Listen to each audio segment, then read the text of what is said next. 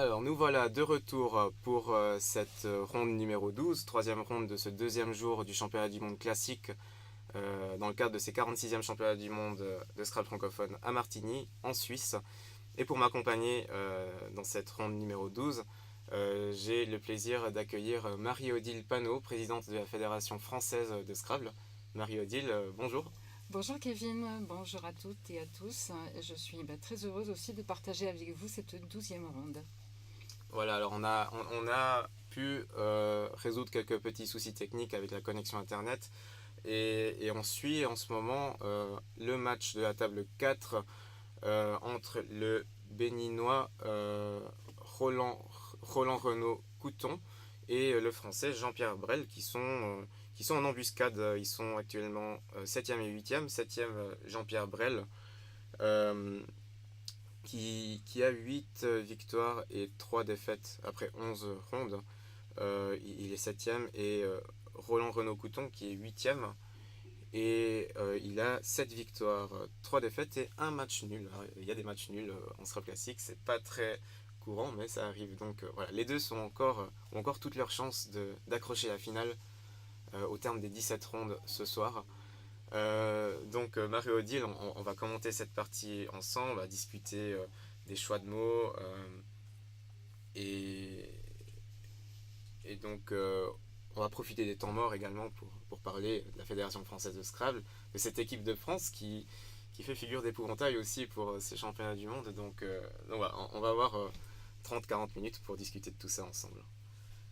Moi j'en suis ravie puisque pour l'instant les deux premiers sont deux Français, donc je suis quand même très très fière de cette équipe de France. Voilà, un petit mot sur le classement, le pointage actuel. Tu peux le faire, Marie-Odile, puisqu'on a les résultats sous les yeux. Voilà, donc et en tête Benjamin Valour, il a une seule défaite et donc 10 victoires. Il est suivi par Emmanuel Rivalan qui a 9 victoires et 2 défaites.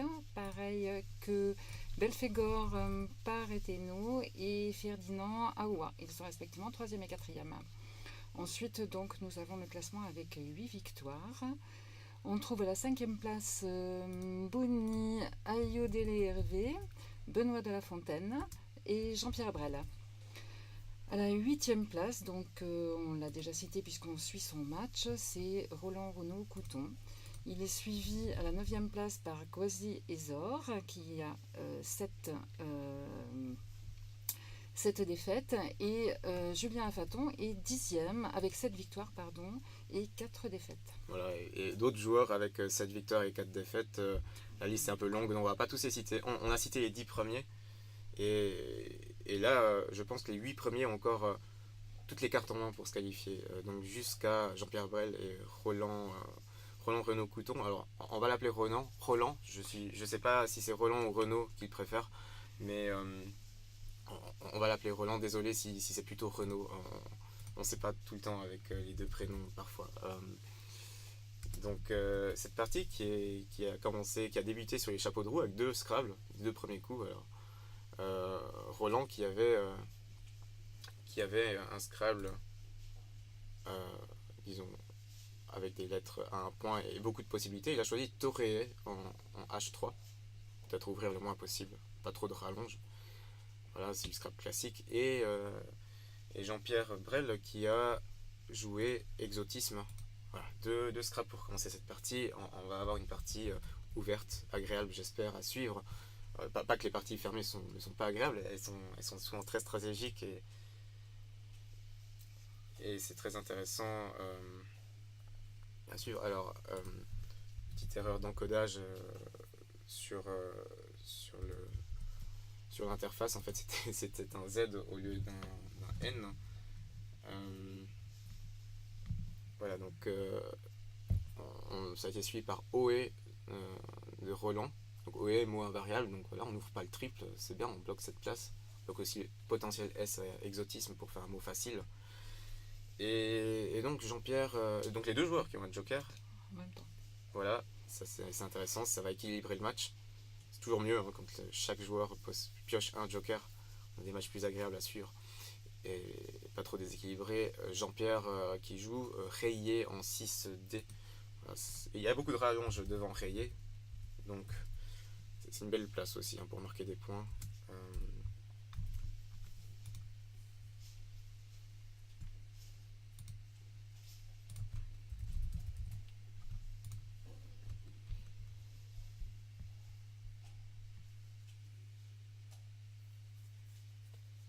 Donc on nous dit dans les commentaires que sur le coup de exotisme, il y avait extremis en 5E.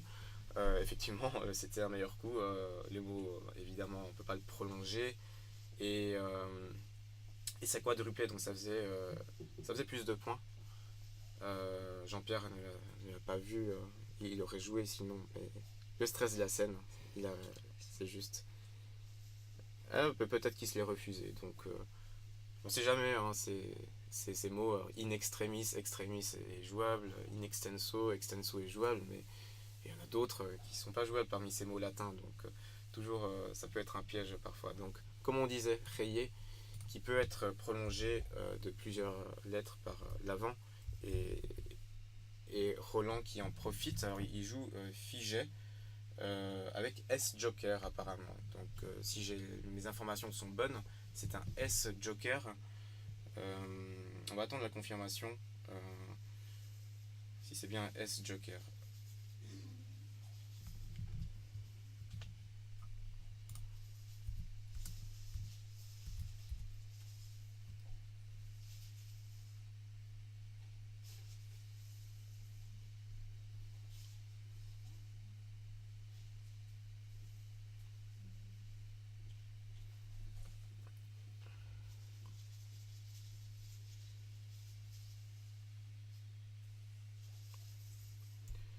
Donc on nous dit dans les commentaires, en attendant la confirmation, que Ezor Kwasi du Togo, alors on n'a pas encore suivi de Togolais, mais c'est vrai que Kwasi Ezor, qui est 9ème avec 7 victoires et 4 défaites, est extrêmement bien placé.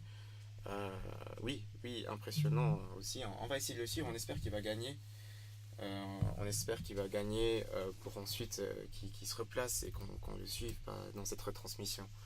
Donc on a eu la confirmation que c'est un T de Tunisie. Donc il a posé Figet avec un T de Tunisie. Et derrière Jean-Pierre Brel qui scrable évidemment. Il a un très joli tirage. Et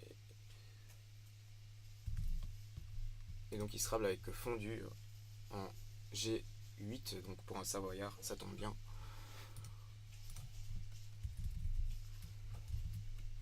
On a un peu regardé tout à l'heure le palmarès des deux joueurs. Et Jean-Pierre Bell, qui est un habitué du scrap classique en France. Hein. Je pense que c'est un des joueurs les plus assidus en France. Oui, tout à fait. Il joue déjà depuis longtemps. Il défend le Scrabble classique dans son comité et il participe à toutes les manifestations dans lesquelles il peut être. Voilà, donc on parle évidemment du comité Dauphiné-Savoie. Dauphiné-Savoie. Très actif dans le monde du Scrabble français. Et donc Roland qui joue Voga en 8A. Donc avec ces lettres là, il fallait gérer le reliquat et effectivement en opposant Voga, il se garde AEN.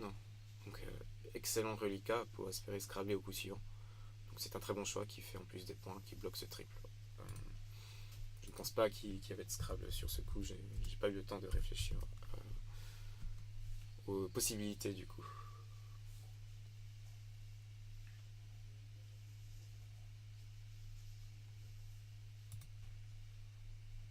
Donc en fait, erreur d'encodage aussi, c'était pas un A mais un V que Jean-Pierre possède. Et donc. C'est moins joli comme tirage. Alors c'est moins joli tout d'un coup.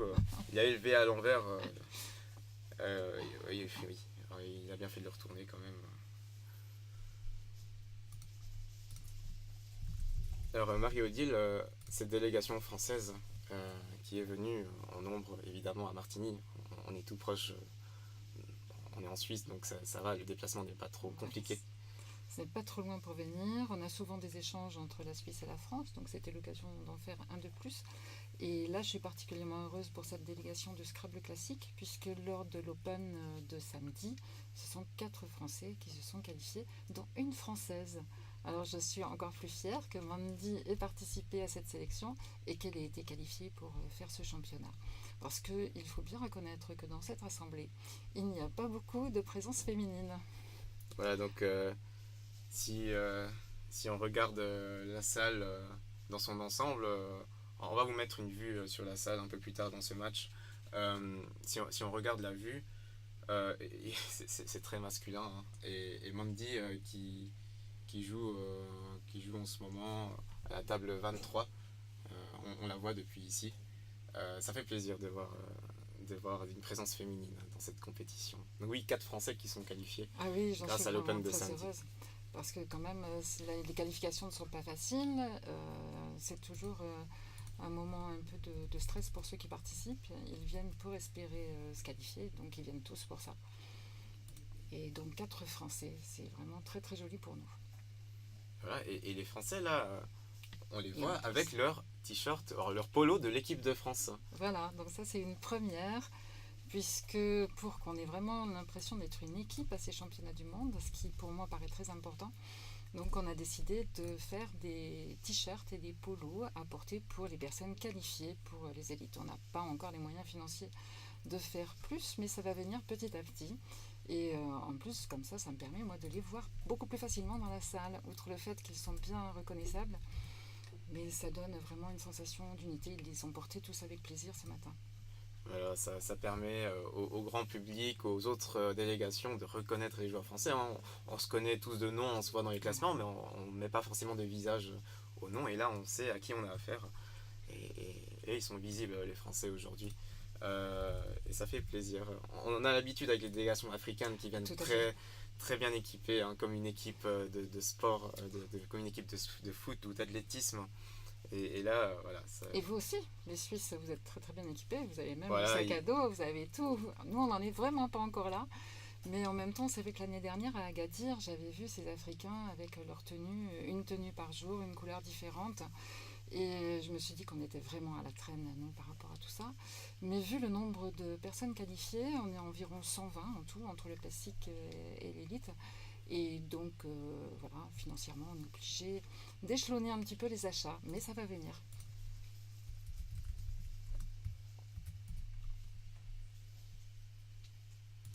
voilà, donc pour revenir au match, Roland qui a tiré le K, hein, suite à sa bonne gestion du reliquat et qui a pu scorer en plaçant KA en pivot en B10. Donc voilà, des points faciles. Et c'est toujours bienvenu en scrap classique d'avoir ce bol d'air frais et de faire 64 points en plaçant 2 lettres et en se gardant un bon reliquat. Alors, je ne crois pas qu'il puisse scrabler sur ce coup. J'ai pas tellement cherché non plus, je dois bien l'avouer. Euh, mais ça reste correct. Et de son côté, Jean-Pierre Brel qui a dû gérer son reliquat, son tirage avec 6 consonnes. Et il a posé 3 consonnes avec l'AVA en E5, donc il s'appuyait sur les 2 A. Et voilà, c'est très bien géré. Il bloque la place du quadruple, il pose 3 consonnes et derrière, il y a de nouveau un tirage équilibré. On est dans un match serré, 275 à 243, rien ne joué. Et voilà, on a du suspense pour ce match. Et c'est un joli match. Et globalement, je trouve qu'ils ont des tirages plutôt sympathiques. Et à part celui tout à l'heure de Jean-Pierre, ils sont plutôt équilibrés en consonnes et voyelles. Exactement, ils sont équilibrés, donc Ouais. il y a des possibilités. Et je suis bien content de voir que le match est équilibré. C'est toujours dommage, hein. Des fois ça arrive, mais ça peut tourner à sens unique. Et là ça va, Il y a du suspense. il y a du suspense, tout à fait. Alors on suit sur ce coup. euh, alors en fait, Roland a joué NU en 5J. Voilà, il se libère de 2 lettres et en fait, il garde un très bon reliquat de Cerne ou Encre. C'est des belles lettres. Ça lui permettra peut-être de scrabler au coup suivant.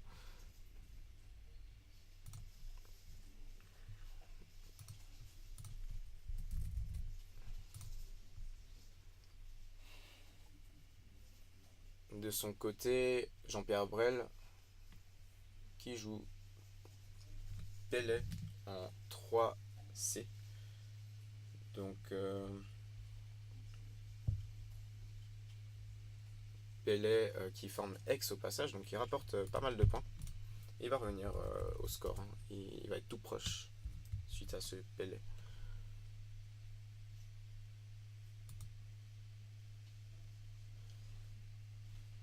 Voilà, donc un score de 285 à 275, 10 points d'écart seulement.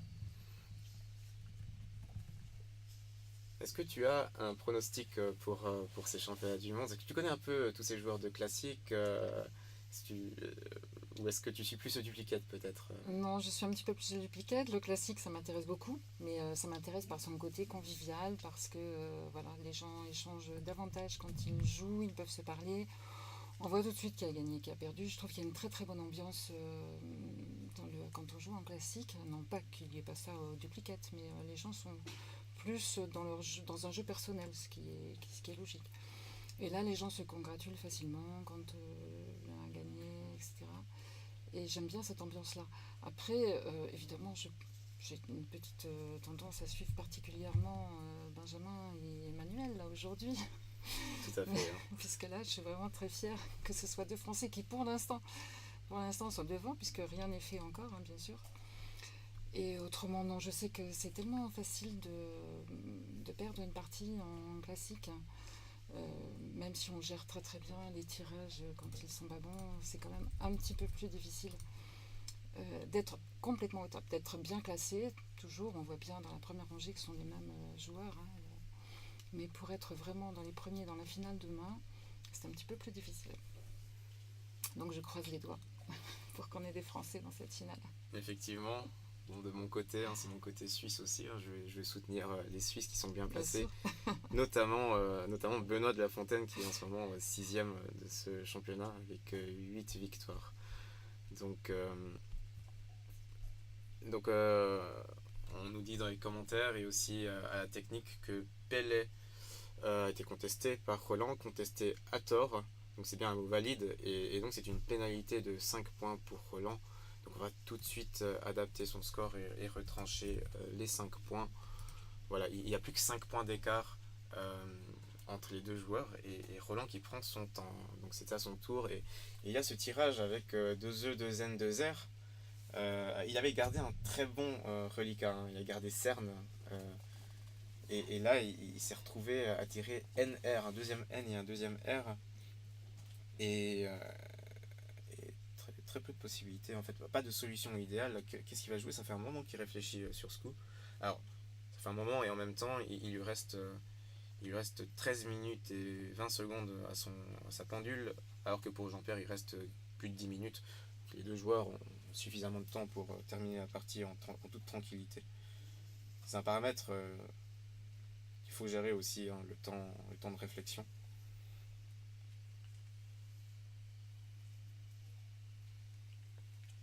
Donc, le seul appui possible du tirage de Roland, c'est sur un haut, renoncé et encorné. Donc là, il ne peut pas scrabbler et il a décidé de jouer cru en 12 E. Donc il pose voilà, deux consonnes, il garde Ren, R-E, 2 N-E. Et il bloque aussi cette place du E de fondu, enfin D-U-E de fondu. Donc là, il reste un S en appui. Il bloque un petit peu et il se ménage un bon reliquat. Je crois que derrière, il tire des bonnes lettres.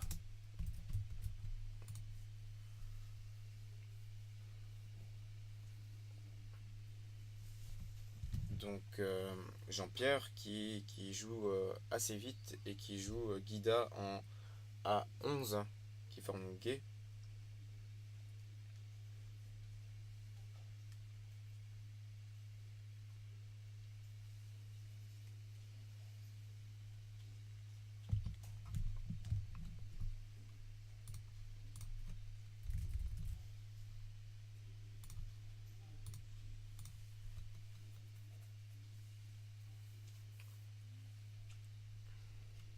Donc merci aux personnes qui font des simulations depuis chez eux, qui nous disent dans les commentaires qu'il reste 5 rondes et que ça peut aller en finale avec 4 défaites mathématiquement.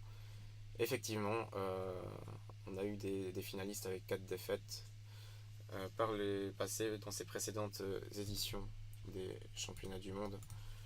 Euh,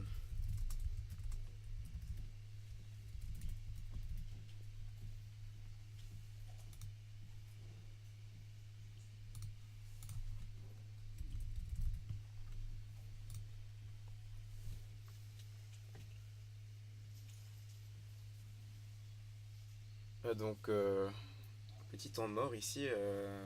Et et Roland qui tourne ses lettres, qui a du mal à trouver le coup idéal, qu'est-ce qu'il faut garder comme lettre, et en même temps il doit marquer des points, hein. Il doit commencer à marquer des points parce que là il s'est fait reprendre par Jean-Pierre. Donc à la fois ménager un bon reliquat et marquer des points, c'est pas évident.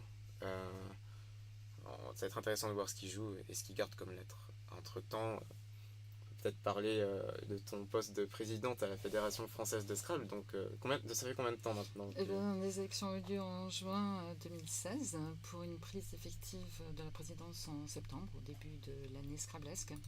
Donc ça va faire, je vais bientôt boucler ma première année en tant que présidente élue de cette fédération. Voilà, et ton ressenti par rapport à cette responsabilité Je suis ravie parce que ça me plaît énormément, même si moi je suis très peu compétitrice, mais j'aime beaucoup le Scrabble et j'aime aussi bien sûr tout ce qui touche à cette discipline. Et puis j'ai une gestion importante aussi des salariés de la fédération, de la préparation des festivals et tout ça me plaît énormément. Mais je reconnais que c'est un peu plus de travail que ce que je pensais au départ. Voilà, en tout cas, on te voit souvent dans tous ces festivals et ça fait plaisir de voir une présidente aussi de fédération. Euh, par rapport à ces championnats du monde, tu seras principalement arbitre, c'est bien juste? Oui, tout à fait. Voilà. Tout à fait. Je n'aime pas trop jouer, surtout, enfin j'aime bien jouer bien sûr, mais je n'aime pas trop jouer quand il y a un peu de pression, quand il y a beaucoup de monde, et je préfère arbitrer. Ça permet d'être dans les parties, ça permet d'être beaucoup plus détendu, de pouvoir rencontrer plein de monde et pouvoir discuter. Et c'est ça qui me paraît aussi important dans cette fonction de présidence, c'est d'être au plus près des personnes. Donc c'est pour ça qu'effectivement je me suis beaucoup déplacée, j'ai fait des festivals, j'ai fait un peu toutes les manifestations organisées par la fédération, bien évidemment. Et ça a été l'occasion de rencontres très riches et très très intéressantes. Et je crois que les gens sont contents de me voir et de savoir que la fédération, ce n'est pas que des gens, que des noms sur un papier. C'est aussi des gens qui se déplacent et qui viennent rencontrer les joueurs.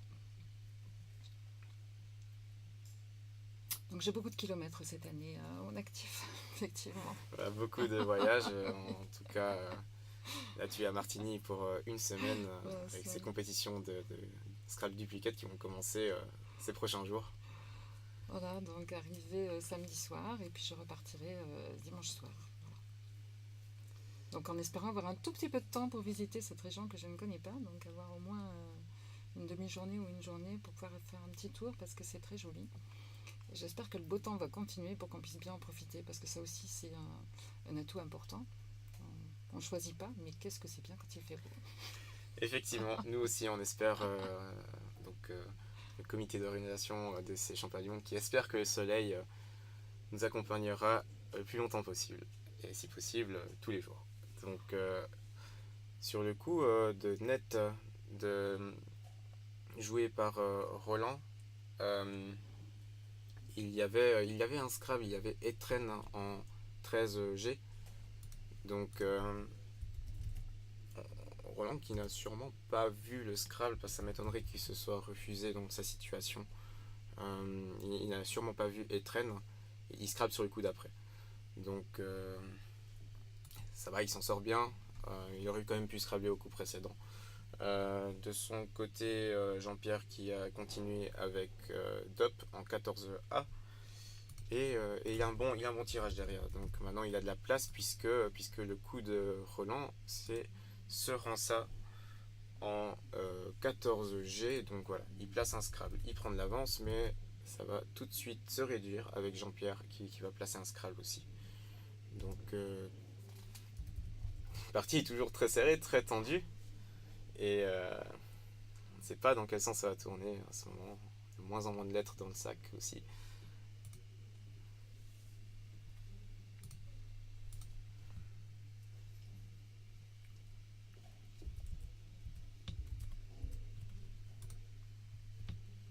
Deux lettres chères en même temps.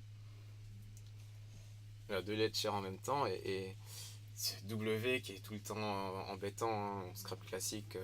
Il faut le poser le plus rapidement possible puisque il est très difficile de Scrabbler avec le W. Donc pour le reliquat, il faudra le poser le plus vite possible pour Roland. Et le Q aussi qui est pas une bonne chose, hein, parce que alors là il a la chance d'avoir le U, mais parfois c'est souvent, c'est une lettre très embêtante, surtout en fin de partie, quand il n'y a plus de U, quand il n'y a plus de place pour poser cette lettre. Donc il va falloir être intelligent et peut-être poser le W sans le U, hein, pour Roland. Alors, Jean-Pierre a choisi de jouer émirien en N7. Il a sûrement privilégié une ouverture consonne en colonne 8. En jouant minière, il s'exposait à un I en colonne 8. Alors là, il joue émirien, c'est un M. Peut-être moins de possibilités de jouer sur le triple pour Roland, c'est ce qu'il s'est dit, je pense. En tout cas voilà, il scrable et il va revenir à la hauteur de Roland. Score très serré, 3 points d'écart entre Jean-Pierre et Roland. Peut-être que ça a joué à la contestation, où on vous le rappelle, Roland a contesté Pellet et il a perdu 5 points pour contestation.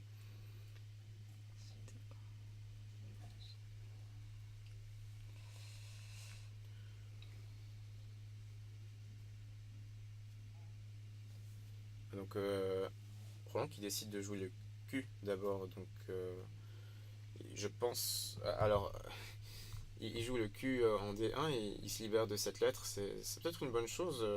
Il restait un U dans le sac, donc, et c'est Jean-Pierre qui l'a. Donc en fait, il pouvait pas savoir que c'est Jean-Pierre qui l'a, mais il restait un U, donc possiblement il pouvait se dire que c'est Jean-Pierre qui l'a. Alors, il ouvre quand même avec le Q en colonne 1. Alors bon, il marque des points avec elle. C'est sûrement un bon choix. En tout cas, c'est pas un mauvais choix et ça se défend.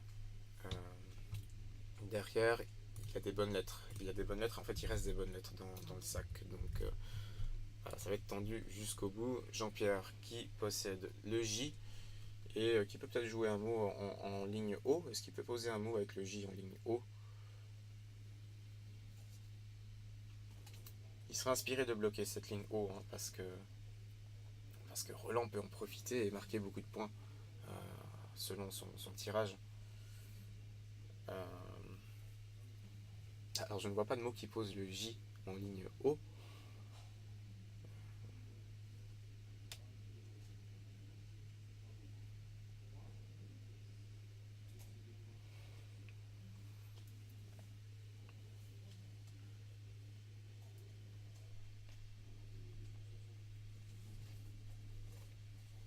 C'est à Roland de jouer là, je crois que c'est à Jean-Pierre. Ouais, Roland vient de poser quel Ah oui, donc bien sûr.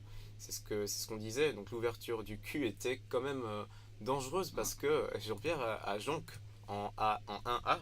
Il va marquer un maximum de points avec jonc. Mais il reste la place du triple, la place du triple en la case O8. Donc ça va être serré jusqu'au bout, parce qu'en posant quel, il avait quand même pris de l'avance, hein, Roland. C'est équilibré. Jean-Pierre a de la chance de jouer jonc. Il prend 28 points d'avance maintenant. Il prend 28 points d'avance, il pioche aussi les dernières lettres. Alors là ça va être un paramètre important, parce qu'il a les dernières lettres, les 5 dernières lettres.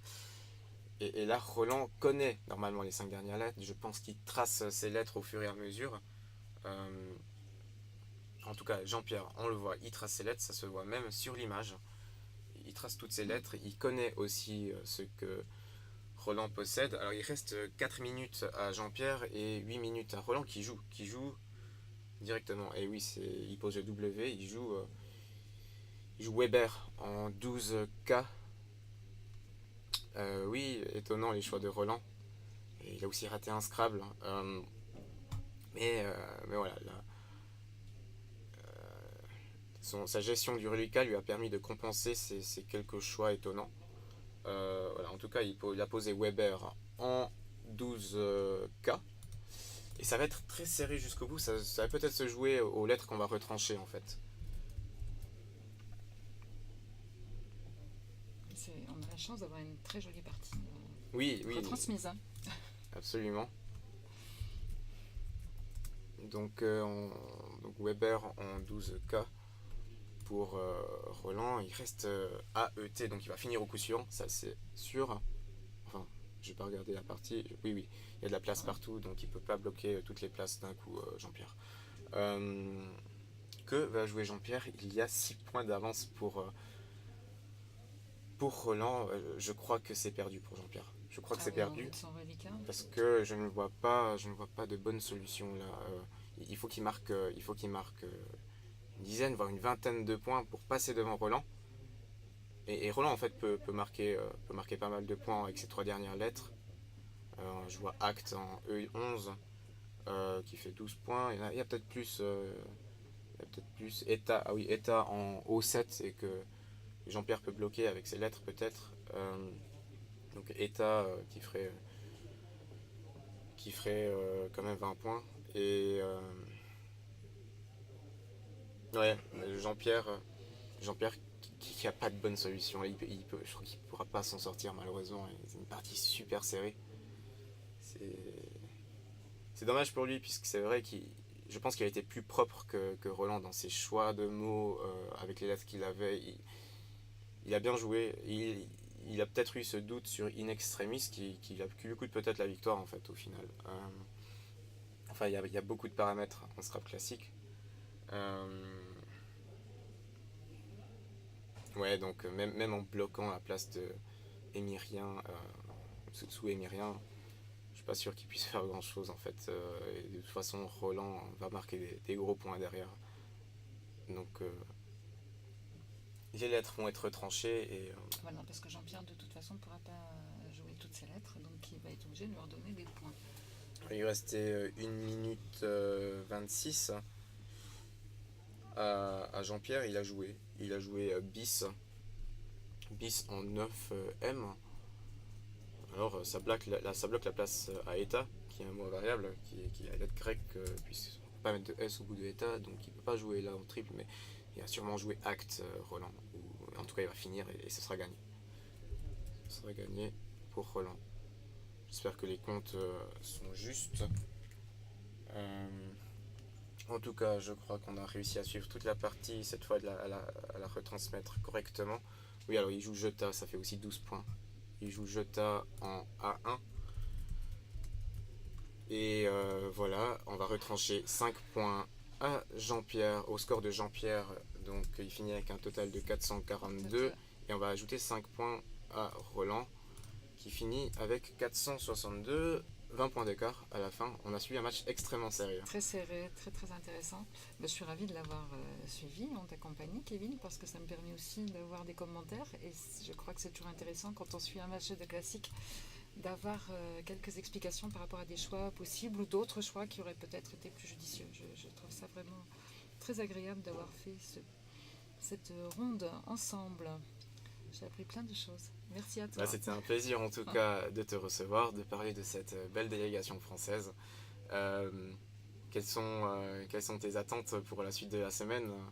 Des médailles pour la France. Bien sûr. Évidemment. Bien sûr. Non, je sais qu'ils vont faire le maximum pour bien jouer, bien sûr. Sur les Open, on a déjà Gaston Jean-Baptiste qui a très très bien joué hier. Donc je crois qu'il joue encore aujourd'hui. Absolument, Gaston qui a gagné l'Open Duplicate B. Voilà, aujourd'hui, on a l'Open Duplicate C, donc n'oubliez pas de suivre sur Scrabble en direct le site de la Fédération française, ffsc.fr/ en direct. Vous pouvez suivre les commentaires de Pierre Camandini, excellents commentaires, vous apprenez toujours beaucoup de choses, très drôles aussi. Voilà. Vous voyez, voilà, justement, Gaston. Voilà, Gaston qui nous fait coucou depuis la cabine. Et là, vous voyez la salle de jeu avec des joueurs habillés en blanc. Alors, pas tous les joueurs habillés en blanc sont des joueurs de l'équipe de France, mais quand même. Ah, quand même. Quand même. Donc, on va vous mettre une image de la salle, la ronde suivante. Voilà, les deux joueurs sur la scène qui discutent, qui analysent leur partie. On me signale que Gaston a gagné la partie duplicate à -6 ce matin, l'Open Duplicate C. Très grande forme. On nous demande également si ce canal Twitch va être utilisé pour le duplicate. Alors, pour répondre à une question qu'on m'a posée hier et à laquelle je n'ai pas répondu, je ne jouerai uniquement... je ne jouerai que les paires et le défi mondial lors de ces championnats du monde. Donc on va peut-être utiliser ce canal pour certains événements. En tout cas, le défi des jeunes et peut-être une partie ou deux du duplicate. On verra, on n'est pas encore sûr du programme. Et donc on voit les deux joueurs qui rangent leur jeu, qui ont signé la feuille de match. Victoire de Roland du Bénin face à Jean-Pierre Brel, qui subit une quatrième défaite dans ce championnat. Alors le mot de la fin pour Marie-Odile. Voilà, Jean-Pierre n'a pas démérité, bien au contraire. Il a fait une très belle partie. Et puis j'attends là avec impatience.